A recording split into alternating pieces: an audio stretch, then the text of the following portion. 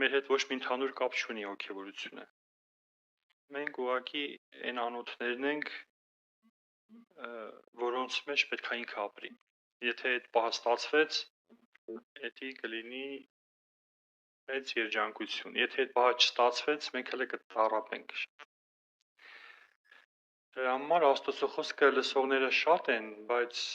Աստծո խոսքով ապրողները քիչ են։ Կանչվածները շատ են, ընտրվածները քիչ են, լայն դռնով մտնողները շատ են, նեղ դռնով մտնողները քիչ են։ Ոչ բոլոր հոգևորների մոտ է հոգևոր կյանքը ստացվում, որովհետև հոգևորությունը կապված է Քրիստոսի հետ, բայց դու կապ չունես Քրիստոսի հետ։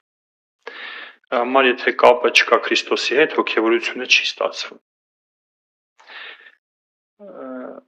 Միգուցե դրա համար էլ առաջանման նեղություններ, դժվարություններ, հիվանդություններ, որ գոնե քեզ ինչ-որ մի բան